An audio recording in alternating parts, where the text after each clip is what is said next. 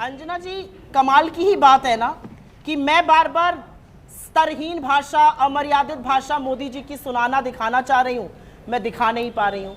इस देश को सुनने का हक है ना, सुनने दीजिए, क्योंकि चैनल वाले तो नहीं दिखाएंगे, हम ही को दिखाने दीजिए, वो भी हमारा दायित्व है। सुनिए। बाथरूम में रेनकोट पहन करके नहाना, ये कला तो डॉक्टर साहब ही जानते हैं और कोई नहीं। मोदी जी की अमर्यादित भाषा और सदन में बैठे हुए दुर्योधन जैसे लोग जो हंस रहे थे, ये मर्यादित है, ये संसदीय है, ये शोभनीय है।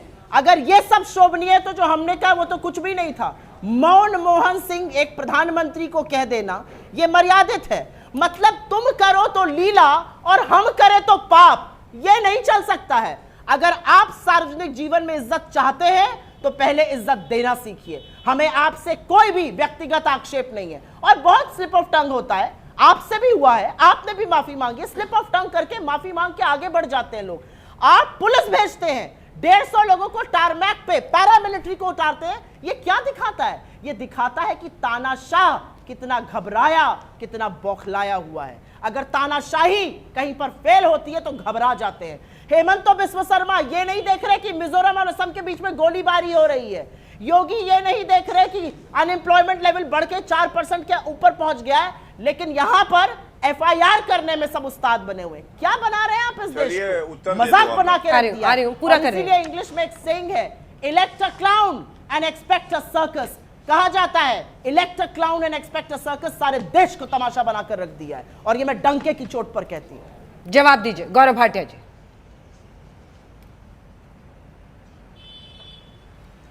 देखिए, बड़े अनुभव से उन्होंने बताया elect a clown and expect a circus. Congress party से ज्यादा कौन जानता है कि एक क्लाउन आके कैसे एक पार्टी को भी सर्कस बना सकता है। मैं बड़ा सम्मान करता हूं, उनका दर्द भी मैं समझ सकता हूं, लेकिन सबसे पहले तो मैं ये दोहराना चाहूंगा, जो आज नारे लगे मोदी तेरी कब्र खुदेगी। दुनिया हंस रही है हम पर। सुप्रिया जी बीच में नहीं, बीच में नहीं, बीच में क्यों बोल रही हैं? बौखला रही हैं। कृपया करके मत बौखलाइए। क्लाउन आपसे गुस्सा नहीं होगा, बिल्कुल नहीं होगा क्लाउन गुस्सा। धन्यवाद। देखिए, सबसे पहले मैंने एक प्रश्न पूछा था। सुप्रीम कोर्ट आप कहते हैं कि मोदी जी चला रहे हैं, आज आपको राहत मिली है, तो जयराम रमेश ने आज राहुल गांधी को ही झूठा साबित किया। उन्होंने कहा टाइगर जिंदा है, मतलब राहुल गांधी ने जो कहा था वो गलत कहा था। दूसरी बात मैंने पूछा कि टारमैक पे बैठे आप मोदी तेरी कब्र खुदेगी। कौन माइका लाल है? देश के प्रधानमंत्री, यशस्वी प्रधानमंत्री, ईमानदार, कर्तव्य परायण, कर्मठ प्रधानमंत्री, जिन्होंने केवल जनता की सेवा करी है, उसकी कब्र खोद दे। अरे आप उंगली भी अगर लगाने का प्रयास करेंगे ना, जनता ऐसा झन्नाटेदार करंट मारेगी, ट्रांसफॉर्मर फूक जाएगा कांग्रेस पार्टी का। तीसरी बात, आप मुझे ये बताइए घबराया कौन है? ये देखिए, ये कुछ तस्वीरें हैं। अब बताइए, ये विदेशी ताकतों का पूरा सहारा लेते हैं। जॉर्ज सोरेस की जो NGO है, उसके यहां के वाइस प्रेसिडेंट भारत तोड़ो यात्रा में दिखाई दे रहे थे। अब आप मुझे बताइए, घबराए हैं ना? अकेले दमखम नहीं है, तभी बार बार भीख मांग रहे हैं और दल आ जाए। और ये राहुल गांधी को देखिए कैसे कठपुतली बनाया जॉर्ज अंकल ने, जॉर्ज सोरेस ने। तभी आपको मैं कह रहा हूं, आप घबराए हैं, थोड़ा आराम करिए, फिर से सोचिए विचारिए, नई राजनीति नई ऊर्जा के साथ दोबारा आइएगा 2039 में या 2059 में। अभी तो आप में दमखम नहीं है। तीसरी बात, मैंने बताया 2007 में अंजना जी, मौत का सौदागर सोनिया गांधी ने कहा था, कोई FIR नहीं थी प्रधानमंत्री जी के खिलाफ। नरेंद्र मोदी जी जब वहां मुख्यमंत्री थे, ना उनके खिलाफ कोई और मुकदमा चल रहा था।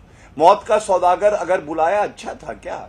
अगर हम आज आपको बोले, हमने तो कहा आपसे, आपने कहा खूनी पंजा। अरे 84 के दंगों का खून तो आप ही के हाथ पे लगा है ना। राजीव गांधी का वक्तव्य याद करिए, इसीलिए कहा जाता है FIR नहीं दर्ज कराई और जगदीश टाइटलर को आपने अभी फिर से एक कमेटी में डाल दिया। ये क्या दर्शाता है कि वाकई खूनी पंजा है।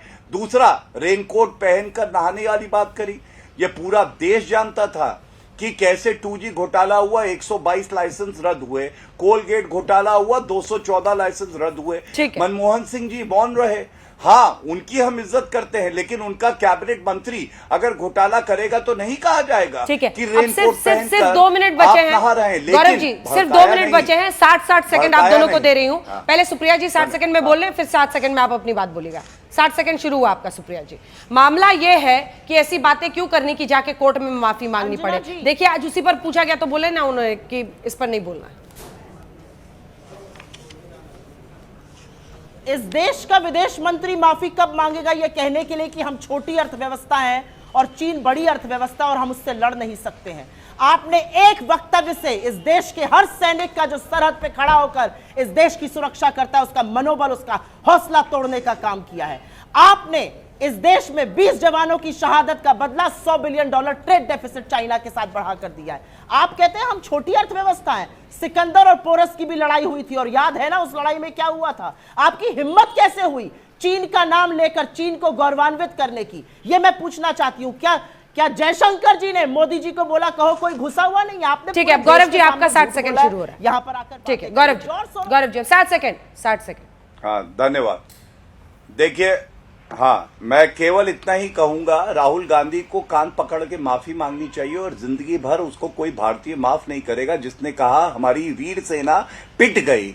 दूसरा, एमओयू को सार्वजनिक करो और जो घूस चीन से ली है, कम से कम वो घूस क्यों ली थी, देश को कमजोर करने के लिए, दीमक बन के खाने के लिए, ये जरूर जनता को बताओ। अगर तुम्हारे कुकर्मों पे माफी मांगने का सिलसिला जारी रहा, पूरी जिंदगी निकल जाएगी, माफी मांगते रहोगे, लेकिन जिंदगी छोटी पड़ जाएगी।